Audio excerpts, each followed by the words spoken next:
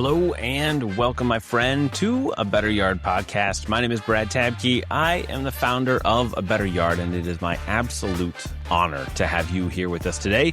This is part 2 of a 3-part series on growing a rebel garden. That's our theme of the month in June here at A Better Yard. And so last week we talked about reclaim, which is reclaiming your yard for a rebel garden. And so this week, I highly encourage you to go back and check that one out. We walked through identifying opportunities in your yard, finding spaces that aren't serving your family particularly well, and choosing a location for your first rebel garden. So if you haven't listened to that episode yet, I'd encourage you to head back and start there, because today we are moving on to the second phase, which is reject. So the first phase was reclaim. Now we're on reject. And I think this is actually the hardest phase for most people, not because it's physically difficult, because it is mentally difficult. We have to get over a hurdle in order to reject the status quo and move forward with a landscape that supports all the ecosystems around us. And so the hardest part isn't the digging.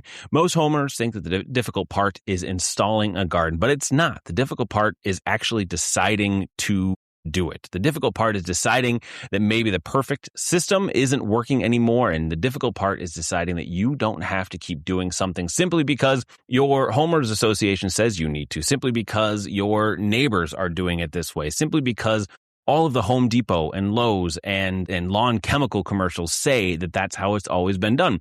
For many of us, we've spent years trying to win a game that is rigged against us, and we do not enjoy playing. We spend the money, we spend the weekends, we spend the time, we spend the clean water, we spend the time with our families. We try to maintain a landscape that often doesn't align with our values, and what we need to do now is reject it. So that is what this episode, Reject, is all about. So it's deciding that you're no longer willing to spend your time, money, energy, and resources maintaining the status quo of high input lawn that everyone tells us that we're supposed to be doing. So we are rejecting lawns. You need parts of your lawns. Your kids play on it. Your dog uses it.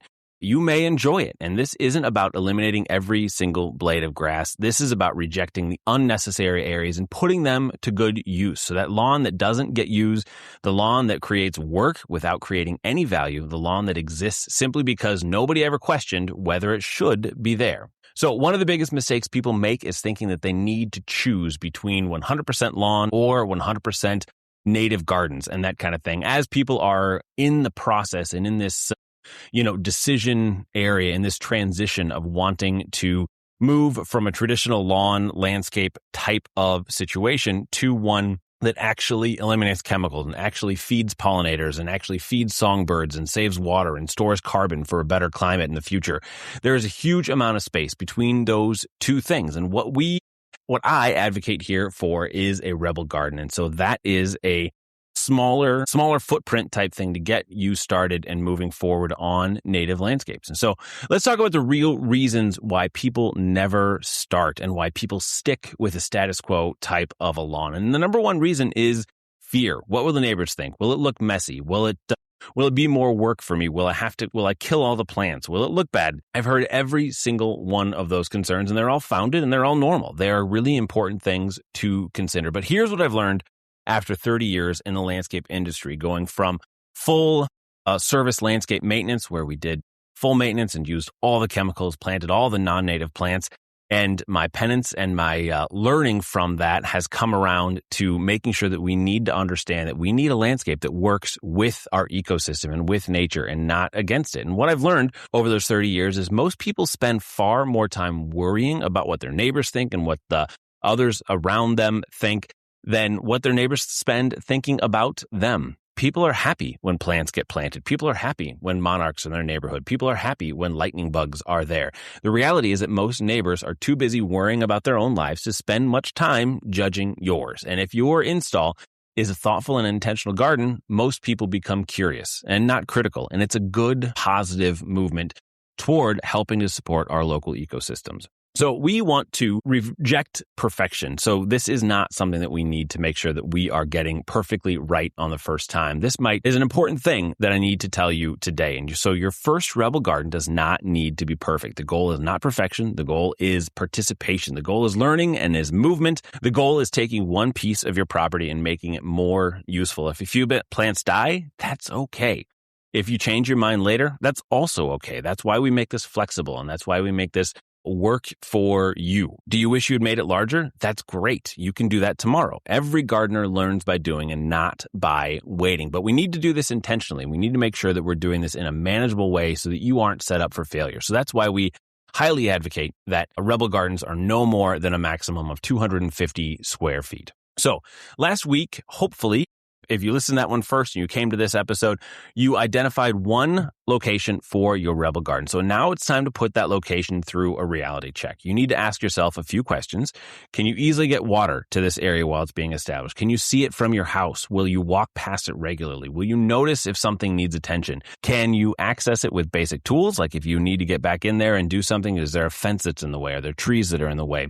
What is the need for that area? And so we want to make sure that you're successful, and this success breeds more success. So for your first Rebel Garden, should be somewhere that you'll see it and enjoy it regularly and be able to see, oh, those are new caterpillars that are here. Oh, there are new butterflies and native bees that are using whatever plant whenever they're using it. So putting your first garden in the furthest corner of your property is probably a mistake, but if that's where you want it, then absolutely do it. So you want to make sure that you're able to have a place where you look at often and that you are able to enjoy. You want to make it easy to succeed. So now let's talk about something that isn't very exciting, but is actually really, really important. So it's safety. So before you dig, before you start to do anything on the property, before you put a shovel into the ground, you need to make sure to call for locates. So you need to locate those utilities. Every state has a utility locating service. In Minnesota, that's calling 811 and submitting a locate request submitting a locate request online. So they check for gas lines, for electrical lines, for fiber optic lines, for water lines,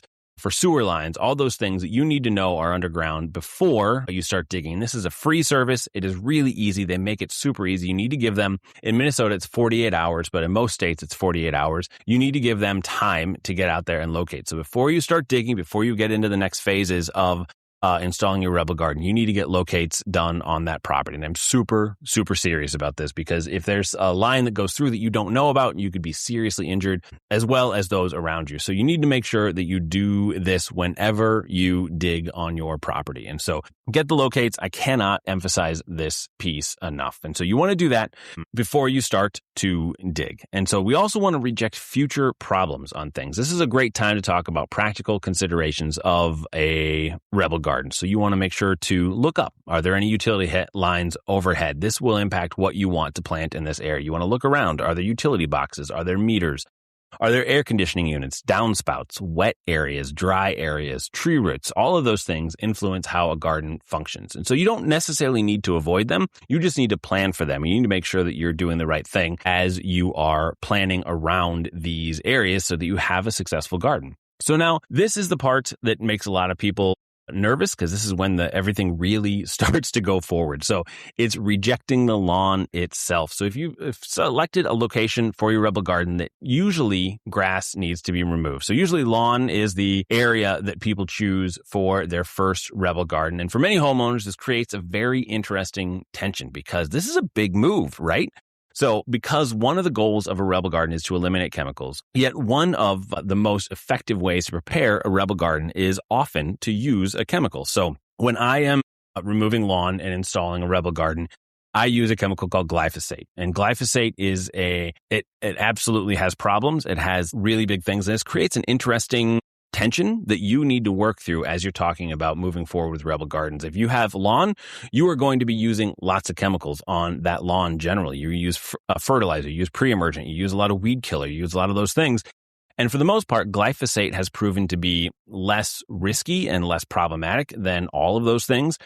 But it's still a chemical, and it's still something that gets used. And so I also want to make sure to make the point between the differences. It also has been proven that a lot of organic things like vinegars and other things are chemically more dangerous than glyphosate is. And so it's a really interesting tension that gets brought up here, and it's one that I really enjoy talking with people about. But I want to get these things done as quickly and as soon as possible and as easy as possible. And so the easiest way and the quickest way to get rid of that lawn in order to make space and make room for your native plantings is to use chemicals like glyphosate. So how do those two things coexist? And for me, it breaks down to purpose and frequency. So there's a big difference between using a product once to transition a piece of lawn into a long-term habitat and applying chemicals year after year after year simply to maintain a perfect lawn. So one is helping us move away from that ongoing chemical dependency, and the other is creating it. And so I'm not a purist on things, and chemicals, I do believe, have a place when used thoughtfully and intentionally. And I use herbicides on invasive thistles. I use them on serious noxious weeds. And when establishing a rebel garden, I often use them to eliminate existing turf grass before planting a garden. And one of the also best ways that this helps out is you don't dig into the entire soil, and so you don't dig up that seed bank and allow all those seeds that are existing in your grass already that just haven't germinated to start to grow. And so this helps keep weed problems down in the future, and it really works pretty well. But you don't have to believe in it. You can do it different ways. You can remove that turf, and you can do what works best for you. So the alternatives can sometimes mean months of smothering or repeated cultivations or fighting existing turf for years afterwards. So the goal isn't avoiding every single tool here at A Better Yard. The goal is to use the right tool at the right time for the right reason and as minimal as possible. So if you've chosen a location for your Rebel Garden, one of the next steps is removing that existing lawn. So inside the challenge, as we talked about last week, we'll walk through exactly how and when to do that, as well as a couple other options if you do not want to use chemicals on killing those lawns. We'll give you a couple other options as to how to do that. But for now, I simply want you to understand why we do it this way. And so rejecting that piece of lawn because it isn't serving us anymore, and we're making room for something better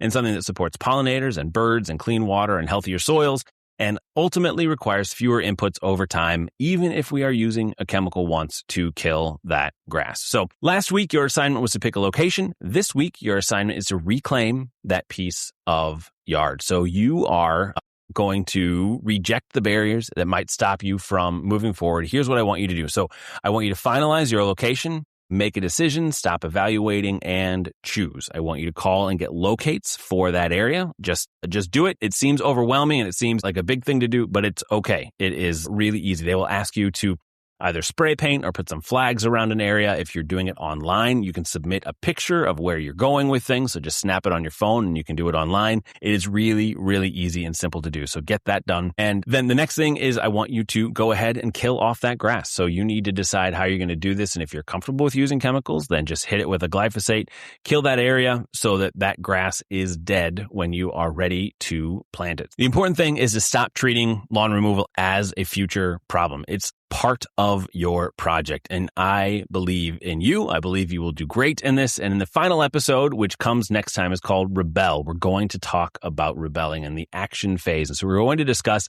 what happens when it's finally time to grow. And so we're going to talk about garden recipes. We're going to talk about plants. We're going to talk about installations and how to create a garden that has the greatest chance of long-term success for your local ecosystem. Because once you've reclaimed the opportunity and rejected the barriers, you're finally better able to build something better. So I want you to join the Rebel Garden Challenge. If you haven't yet, if you are enjoying this, if you're enjoying what we're talking about, if this meets your ethos and your vibes and what you want to have happening in the world in this entire process, I'd love to have you join us in the 10-day Rebel Garden Challenge starting on June 19th. So inside the challenge, we're going to walk through every single step together, from choosing location to selecting a Rebel Garden recipe, which we have all put together for you, and we have everything ready for you. So you don't have to make really big, scary decisions.